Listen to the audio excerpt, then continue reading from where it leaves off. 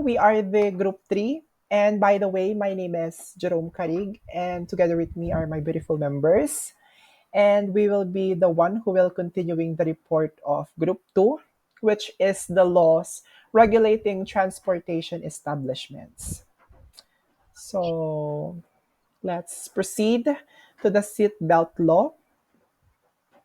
Ayan. So under this, we have the Republic Act number 8750, or an act requiring the mandatory compliance by the motorists of private and public vehicles to use seatbelt devices, and requiring vehicle manufacturers to install seatbelt device in all their manufactured vehicles. So in this Republic Act, ang focus nito is the importance of wearing a seatbelt. For private vehicles, the drivers are required to wear their seatbelt all the time, as well as yung katabi din nila. Ganon din sa mga public vehicles, they are also required and inform their passenger in front seat to wear a seatbelt. And aside from that, the children 6 years old below, they are not required, or they are prohibited to sit in the front seat.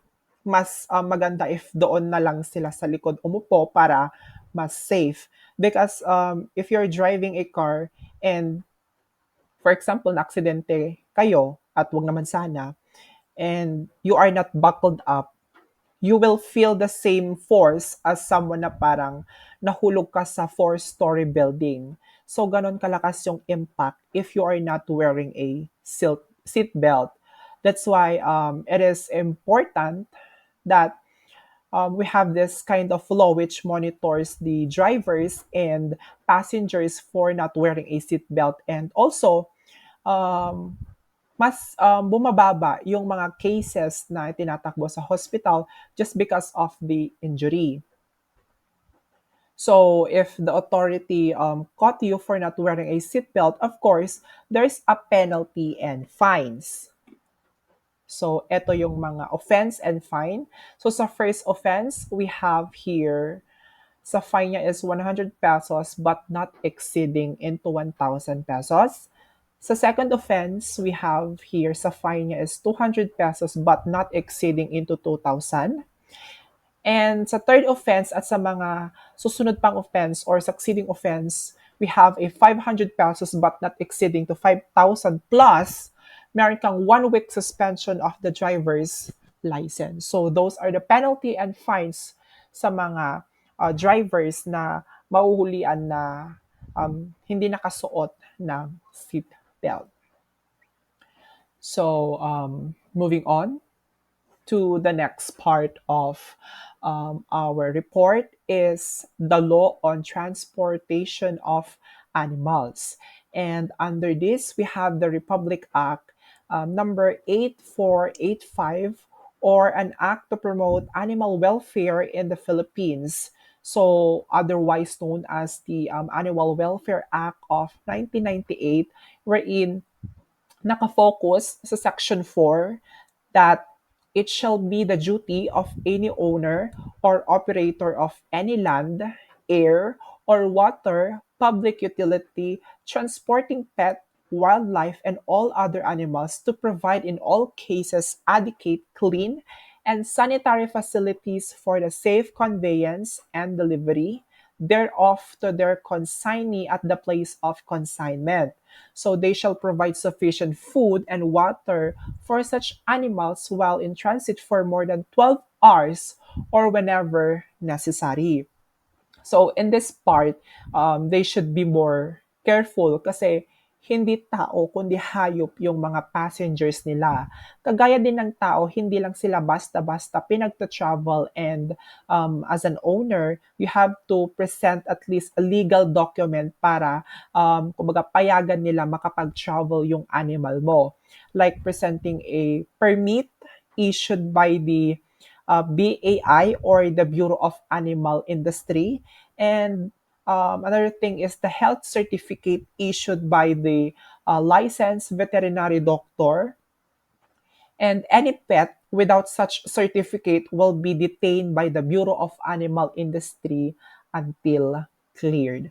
So, ang lahat ng animals na ini-import dito sa Philippines ay ina-undergo muna ng quarantine dahil yun yung kumbaga prescribe ng Director of Animals Industry, and of course para ma-check and ma-test nila if your animal is infected with dangerous communicable disease. So if they found out that your animal has this disease, of course, they shall immediately condemn, killed, and properly burn your animal para hindi makahawa sa ibang animals, and of course for the safety of the others. So yun lang yung under ng law of transportation of animals. So very I hope that you will learn something in this part of our report. So we will proceed now to the next part, which is the law on importation of vehicles.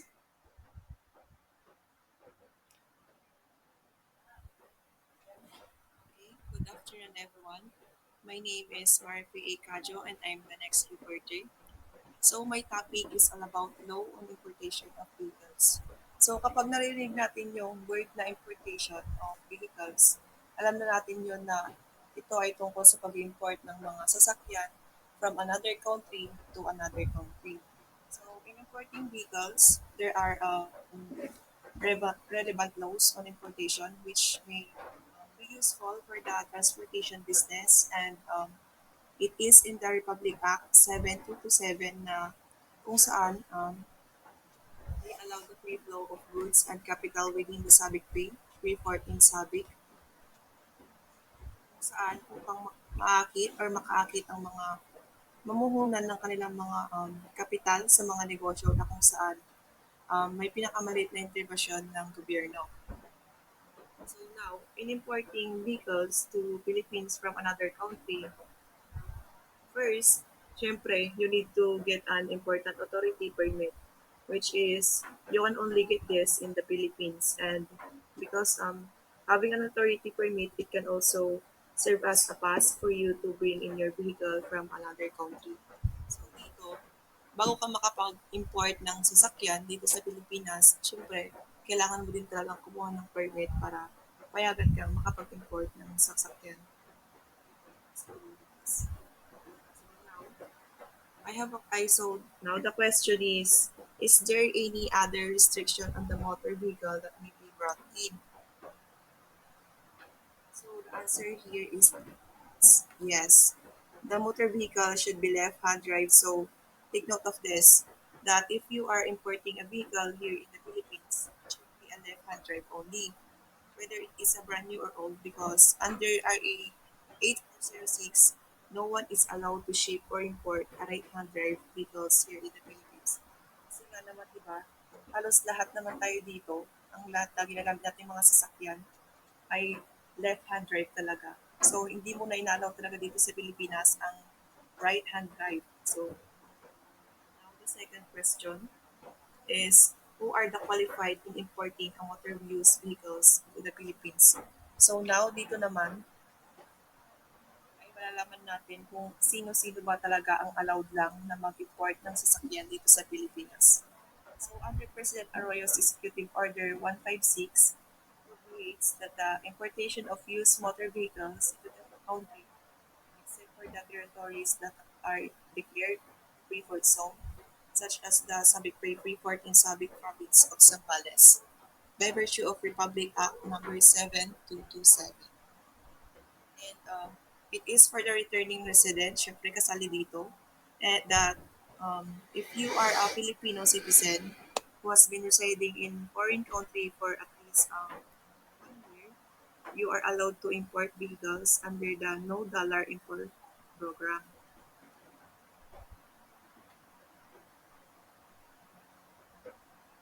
And our residency of being the exact date when the filing of the application has been made. And kasali din dito ang immigrant who has been visas provided under the Philippines Immigration Act of 1940. So the immigrant must be holder of 30G visa, and if a foreign national married um, and a holder of 13A of visa under Section 13. So the requirements dito is that the vehicle must have a three, I no, the vehicle must have gross vehicle weight that not exceeding in 3 tons, and it is personally owned and registered under the name of a returning resident or immigrant at least 6 months prior to the date of the application for permit to import. And of course, kapag nag-import tayo ng sasakyan, take note that it cannot be resold for at least 3 years. So that para hindi ka magkaroon ng mga penalty or labag sa batas. So now, is the imported vehicle subject to taxes and duties? So dito naman, malalaman mo kung yung mga babayaran mong taxes. So dito, whether brand new or used, purchased or donated, the imported vehicle is subject to 40% custom duty, 10% VAT, and ad valorem tax from 15% to 100%, depending on its question displacement. So dito, magbabayad ka talaga ng taxes and duties. At sa pag-import ng mga sasakyan, hindi lamang yung mismong sasakyan ang babayaran mo. So, dito, mayroon ding sa ibang parts ng mga sasakyan, lalo sa mga motor vehicle na used na, is nakaseparate din yung mga babayaran nila sa mga parts. So, hindi lamang yung mismong sasakyan na nabuo ang babayaran mo. So, depende din sa mga parts ng mga sasakyan na i-import mo. So now, kung sa penalty that all vehicles imported found to be in violation under the Executive Order 877 shall be subject to seizure and be exported at the expense of the importation or importer consigned immediately. And also under Republic Act number 4712, fine of not less than 6,000 pesos nor more than 8,000 pesos and imprisonment of not at least than 5 years and 1 day nor more than 8 years, and the face value to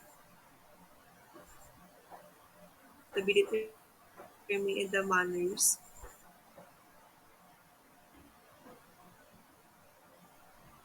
described yung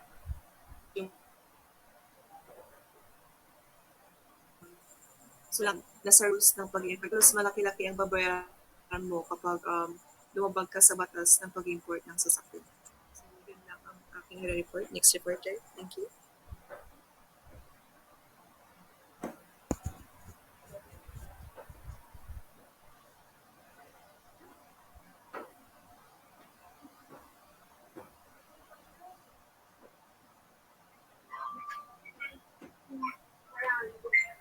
Hello, everyone. Uh, Good afternoon, everyone. My name is Era Cabreras, the next reporter. So, public service law. So, babasahin ko po muna. Public utilities are privately owned and operated businesses whose service is essential to the general public.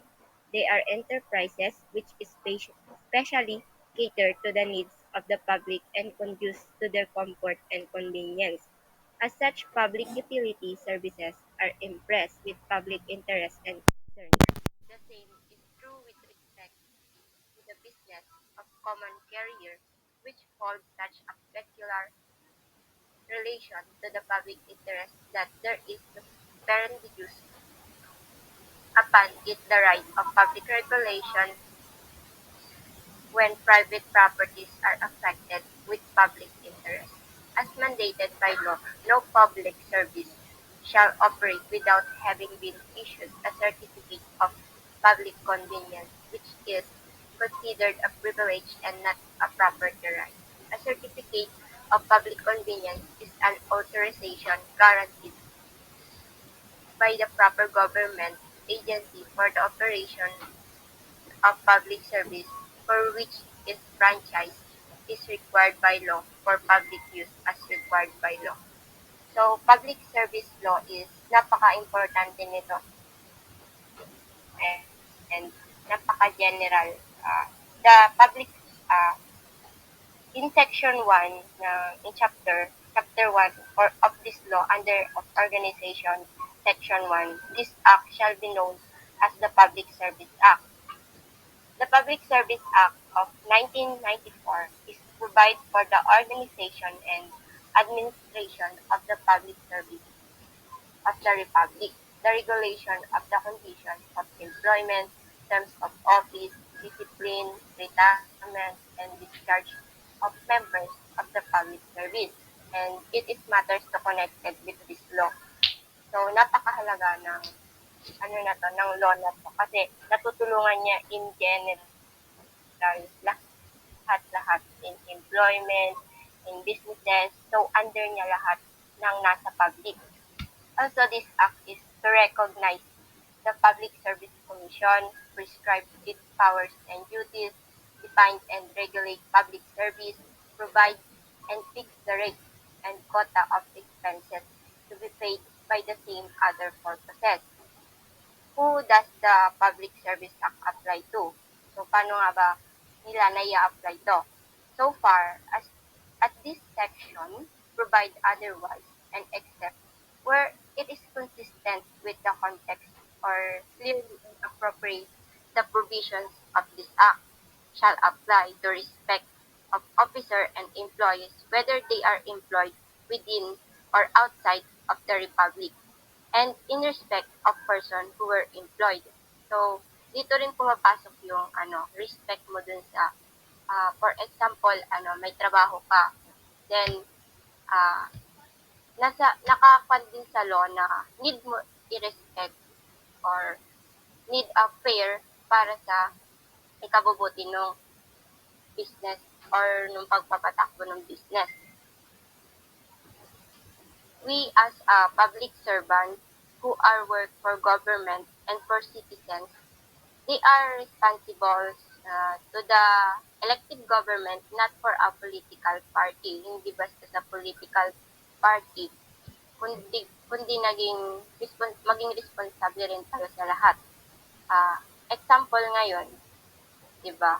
Yung you are a public servant is meron kang karapatan na i-vote or iboto kung sino yung gusto mo maging president ng ating bansa. Yun, isa yun sa example na rights mo na rights to choose na gusto mo maging president ng ating bansa as a public servant. They develop and deliver public programs or services, inform policy making, and provide evidences based on advice of the leaders. Why public service is a really matters? So, bakit nga ba napakahalaga ng public services sa ating country? Because public service is extend opportunities and to protect all in general vulnerable and improve everyone's quality of life. They are essential to our economic development and prosperity.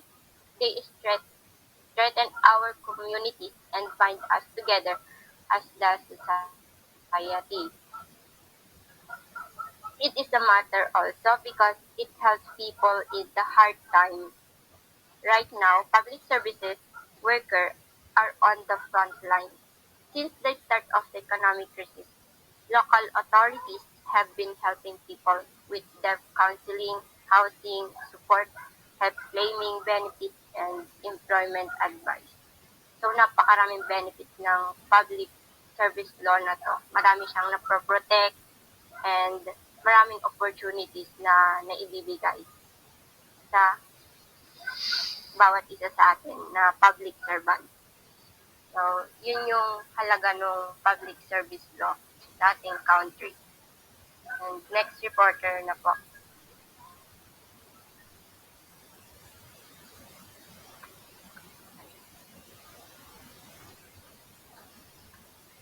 Good afternoon, everyone. My name is Ariel Kahang, and I'm the next reporter. Traffic laws. Republic Act Number 4136, an act to compile the laws relative to land transportation and traffic rules create a land transportation commission and for other purposes. Republic Act number 4136, which is enacted on June 20, 1964, is a compilation of laws relative to traffic rules and regulations. RA 4136 required all motor vehicles to be registered in a national registry. It also set the registration requirements and fees for every car owner. Aside from that, this law also required drivers to apply for a professional and non-professional license. The purpose of RA number 4136 required all motor vehicles to be registered in a national registry. It also set the registration requirements and fees for every car owner. Aside from that, this law also required drivers to apply for a professional and non-professional license. Also, traffic rules and regulation is implemented for organizational and safety reasons, so all motorists and users must follow them.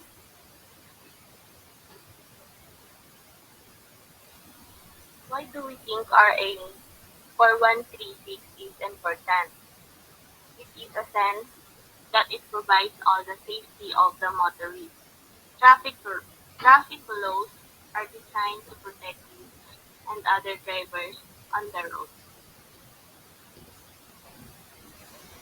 If we do not follow them, we are not only putting ourselves at risk but also innocent bystanders and drivers. By knowing the rules of the road, practicing good driving skills, and generally taking care as a road user, you help play a vital role in preventing a crash. You will also be making road safety policies for effective. Next page.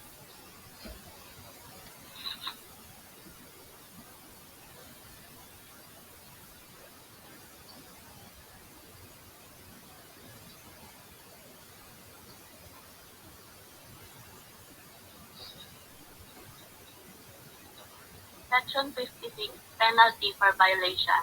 The following penalties shall be imposed for violations of this Act.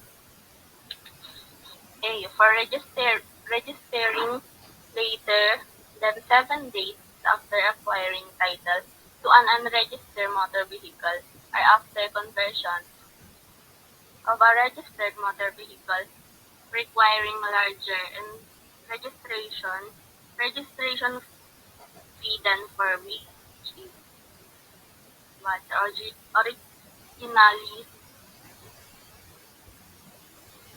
registered, or for a renewal of a delinquent registration, the penalty shall be a fine of 50% of the registration fee, corresponding to the portion the year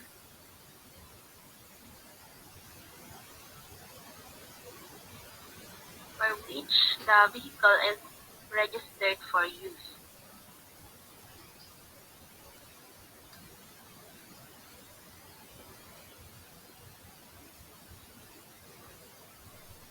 Letter B is for failure to sign driver's license or to carry same while driving, 100 pesos fine.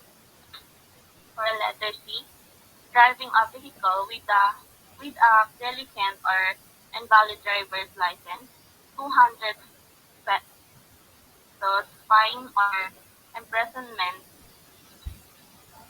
not exceeding 10 days at the discretion of the driving a motor vehicle with delinquent, suspended, or invalid registration, or without registration, or without the proper license plate for the current year. 300 pesos fine or imprisonment not exceeding 15 days at the discretion of the court. The letter E, driving a motor vehicle without first securing a driver's license, 500 pesos and 500 pesos fine and imprisonment of not exceeding 15 days. Uh, Letter F, driving a motor vehicle while under the influence of liquor or narcotic drugs, a fine of not less than 1,000 pesos or imprisonment of not less than 3 nor more than 6 months or both at the discretion of the court. So ito po yung explanation ko dito. Many factors play a role in road safety, including following the speed limits that are posted and making sure safety equipment is properly installed and used.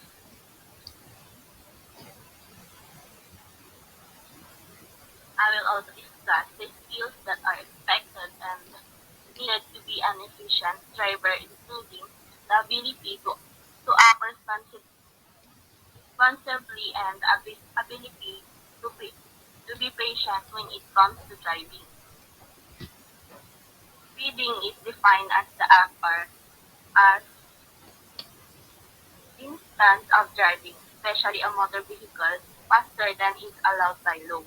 Speeding is often one component of aggressive driving, which is defined as committing a combination of moving traffic offense so as to endanger other persons or property. There are strong direct relationships between the speed and which we drive and the risk of crash involvement and the injury sustained if a crash results.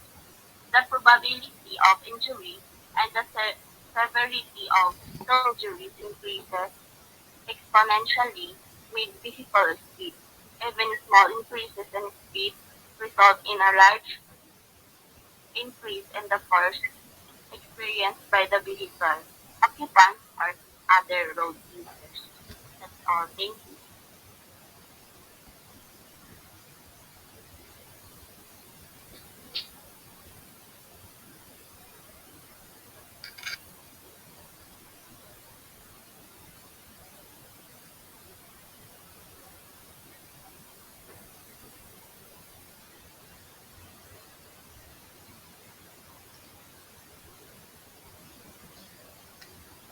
So I guess this would be the end of our report for today's video. So I hope you learn a lot of things in our explanation. So again, we are the group three. My name is Jerome Carig, and thank you for And I listening. am Miss Marfe Cajo.